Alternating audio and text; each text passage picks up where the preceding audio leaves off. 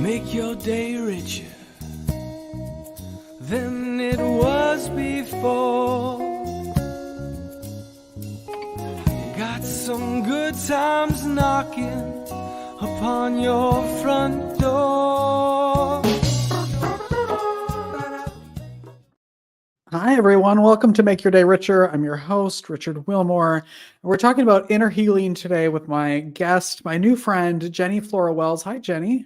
Hi, thank you so much for having me today, Richard. I'm so excited to be here. Oh my gosh, thank you for being here, for getting up early. I know you're on the West Coast, right? Well, I work on the West Coast, but I'm actually Okay. in Ohio, so I'm on the East Coast. So Okay, you're in good. luck. Good. Good. I thought, I don't know how much coffee you have to get up this early if you're on the West Coast. Yes. So I wanted to talk to you about inner healing, and I tell me when I'm wrong, but from my own life, I feel like oftentimes we look outside of ourselves and try to find the right person to here, let's put you in a TV screen. So you're not floating magically and awkwardly above everybody. So we're looking like outside, like who can help us and blaming other people, and you want to talk about inner healing and what that is and your Yes. own journey with that, right? Yeah, absolutely. So kind of intertwining the two questions that you just threw out here.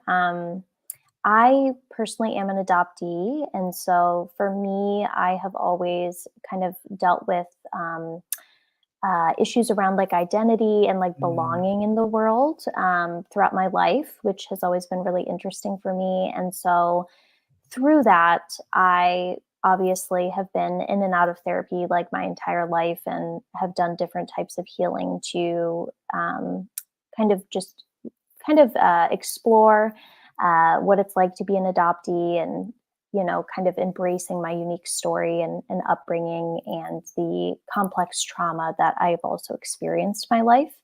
And through that experience of going to different therapists and trying out different healing modalities, I realized for myself personally in my journey that the traditional therapy model was not hitting the root cause for me.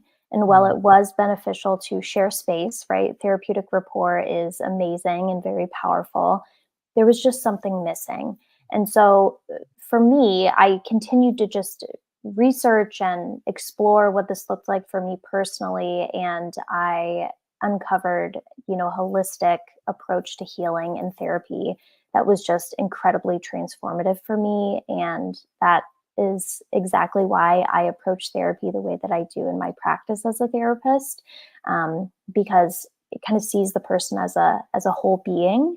And with rediscovering or discovering your inner healer, I think it's all about coming back to the body, yourself, who you are as a person, the mm. mosaic, that you bring here. And the inner healer is basically discovering that you're the one who heals yourself, right? It's not your therapist. It's not, any of these things around us. It truly is you. And so I thought, it's just a really great way to kind of explain that.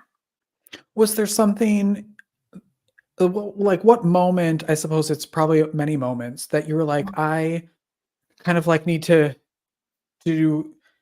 find out what's happening with me, or like I need help or I need guidance, like Yeah. how did that come about? Yeah. Yeah. I love that question. So for me, and kind of being an adoptee, it's something that's just kind of with you, especially if you are aware that you're an adoptee, your entire life. But I would say for me, especially during adolescence, when you're kind of coming into the body that you're in and kind of discovering what your individual identity looks like for you. Um, I struggled with just a lot of feelings around belonging and grief. Mm, Adoptees carry a lot of themes around grief and loss throughout their life. And so that's something that I experienced during adolescence, which I think manifested for me personally, in kind of the symptoms and like the symptomology of like anxiety and high stress and low self esteem. And so, for me, that was when I was like, I should probably explore therapy and different types of healing modalities. So, but of course, that'll look different for everybody. So, Yeah. yeah. Can you talk a little bit about like actually what holistic means? I think for some people, they go right to like, crunchy, crunchy, we're in the Yes. woods and we're doing right, like, and what that actually means in real life. Yes, absolutely. And I totally get that. And that is valid. There's different levels of holistic and crunchy and all of that. But the reason why I use that term, in describing myself as a therapist and the approach that I have is because I'm super, super passionate about, having an approach that is not one size fits all. It's very individual and unique to the person that I'm working with. And, as we're exploring the therapeutic journey. Um, and for me, holistic means to, obviously seeing you as a whole person. So, like for me, in my practice as a therapist, I am really passionate about having like a person centered approach, like putting the client first and Mm, empowering the client to also know too that they're their own best expert, right? I'm not an expert in their life.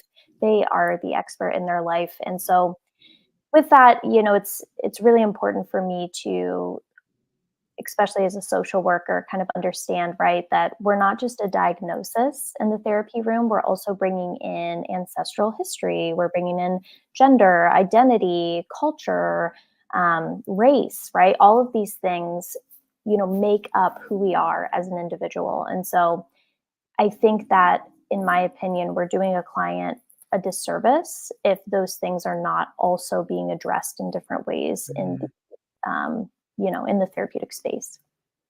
Yeah, I mean, I don't want to knock modern medicine or anything because it's helped Yes, myself. It's helped a lot of absolutely. family members and everything.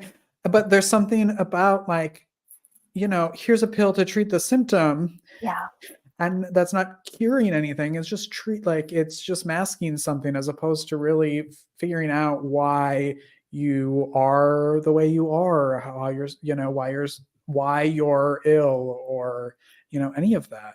yeah, absolutely. I totally agree with you. And I think that, right, multiple things can be true at once. I think that the traditional medical model and even therapeutic model, right, it has its Yeah. benefits. But I think if we're talking about trauma, I think if we're talking about these root cause issues that, let's be honest, most people are going to therapy for, we're doing the client a disservice by not recognizing all of these additional things that are making up who this individual is, right? Like we Yeah. are truly a mosaic, right? We're this beautiful art piece that is unique from person to person. And everybody's lived experience of something, whether that be trauma, anxiety, depression, or even being an adoptee, is completely different from one Yeah. person to another. So, yeah. Yeah, especially that whole adoptee world. I have friends who are adopted who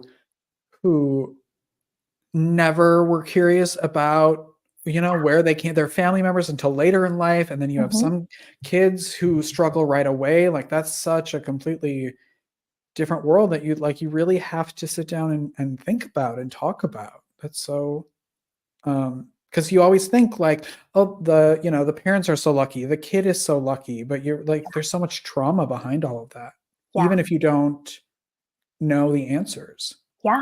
We have a comment from YouTube that I want to throw out there for you and see if you have Yeah. anything. If I can get it up here. So people are so oblivious to the fact we all need inner healing. That's so true. We all do. Even if you think your life is good, like we all have it. We all make meaning of experiences that aren't true and need people like therapists and coaches to understand how to heal themselves. Yeah. That's a big one. Yeah. Yeah. It's so true. I always tell like I was having a conversation with a family member the other day, and I mean, I've been in therapy, I've seen coaches, parents have, brothers have, and they said, I really kind of prided myself on being the one in the family who didn't need a therapist, and now I think I do. And I was like, yeah, that's not necessarily a badge of honor anymore. Like, Yep. like it's okay. Everybody that should be required because life is hard. Life is hard. Exactly. And I think too, it's what you just said, Richard, is really interesting. I think it's almost kind of flipping with younger generations, right? Mhm. It's almost seen as, really great and incredible when individuals do seek out therapy. And, well, I do think that, not all individuals need extensive therapy, right? I think there's benefit to everybody. And I think that, especially when we're talking about trauma, it's a fact of life, in my own personal opinion. Obviously, everybody's experience of trauma is different, but even just moving through the pandemic, right? Let's think about that. Or, the Yeah. economy that we're in right now, right? There are bits and pieces of these very, traumatizing events that we're moving through in today's society that, need to be touched on more, and how that is affecting the nervous system and the brain and the body. And, it's just really important. So, yeah. Yeah. We were talking before we went on air about how many people, it feels like so many people are struggling right now. And I always question, like, is it that we have more struggling, or is it that we're talking about it more, or that, we're on social media and so Yeah. people are discussing it? So I'm curious your thoughts on that. I love that take. Yeah, absolutely love that. And I think it's probably a mix of both, right? Who knows? Yeah. And I think that's the interesting piece of it. And what's interesting too, if we look throughout history, right, people notoriously did not share, mental health issues. And so I think you have a really, really, really great point there. And so I think there's a lot of good that comes from that too, in the conversations that we're having, the connections that we're making with other people from our own lived experience, right? It's creating a world where, not only we're able to share our story, but we're also able to find similarities with other people and, build community in that way of just being human. So, Yeah. I love that take. Are there, I don't want to say like signs people can focus on maybe, oh, maybe I should talk to someone, but what are Yeah. some things that people could be looking out for that might be a sign that they should seek some help? Yeah, absolutely. And with all of these questions, of course, it's very individual, right? And Mhm. and what each person's window of tolerance is, and when they're ready to seek out therapy, because some people might be really struggling, but they're not ready to see a therapist, or maybe they are not open to that right now, which is totally okay. But I would say, if you are kind of trying to look at those signs within yourself, right? How can we kind of check in with ourselves, even if it's just once a week, on like, how am I doing? What do I feel in my body? And typically the signs, that we see is, an increase in something, whether that be, anxiety, stress, depression, feeling immobilized, frozen, just very hypervigilant, maybe a changes in pattern with like sleep habits, Mhm. eating habits. Sorry, getting my words out. It's early. Yeah. Or even like those signs of burnout too, which I know are so prevalent among people right now, especially with the job market. So it's really just kind of tuning in with yourself and, eh, kind of asking yourself, what does this look like for me? And do I think that due to these increased, symptomology that I am experiencing, would I benefit from, working with somebody and kind of sharing space in that way? So, Yeah. yeah, I think I always tell people too, like, don't, oh, because I think a lot of people go, well, it's not as bad as so yep. and so. It's not a, and like I always tell people, like, everyone's hell is hot. Like, Oh, I it's love okay. that. It's not a competition. Yep. I don't know who I stole that from, but I'm sure I wasn't the one that come up with that. Um, because it's not a competition. It's taking care of yourself, and there's nothing wrong with that at all. Yeah. And we can't show up for other people. We can't show up for the things that we love, our hobbies, our interests, the community circles that we're in, if we don't take care of ourselves.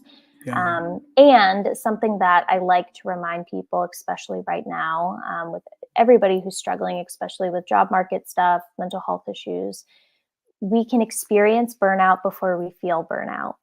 So Mm. keep that in mind too. Once we're feeling the symptoms of burnout, we've hit that we've hit It's that too wall. late. Yeah. It's not Yeah. that it's too late, but Yeah. it's something to be aware It's of. already happened, Yeah, yeah. It's like when exactly. you, yes, it's like feeling thirsty, like, that means you're like, by the time you're thirsty, that means you're dehydrated already. Yes, Like it's not yes, just starting. How can yes. people connect with you and follow you and see where you're at around out there in the world? Yes. So my website is jennyflorawells.com. I actually have a pretty extensive resource page that anybody can use. It doesn't matter if you're located in California or not. I'm really passionate about accessibility and helping people find any type of resources that they can during this time. I've got apps on there. What else do I have? Different hotlines, if you are in a crisis or you need additional resources due to job loss or searching for a new job. I even have a section on like job search support. And I'm continuing to add more and more stuff on there for folks. And then I also have a professional TikTok under the handle Jenny That's a Flora thing Wells. now, huh? A Well, professional yes. TikTok is a thing. Okay. Well, you know what I mean, Yeah, using yeah, it yeah. for Yeah. therapy stuff. Not dances. Yes. Yes. So people can check me out at Jenny Flora Wells. I started that too as kind of a way to share additional education and knowledge with folks who might not have access to therapy or might want, just another therapeutic source to kind of follow on TikTok. So yeah, those two links I will give to Richard to put below or wherever you put your links, Richard. Yeah. They'll be everywhere. Yes. Everywhere, all over the world. Everywhere. People. Yeah. Yes. In your Yeah. mailbox. Yeah. Exactly. So, I'll call everybody yeah. individually. Everybody who's watching or listening, he'll call you and tell you what they are.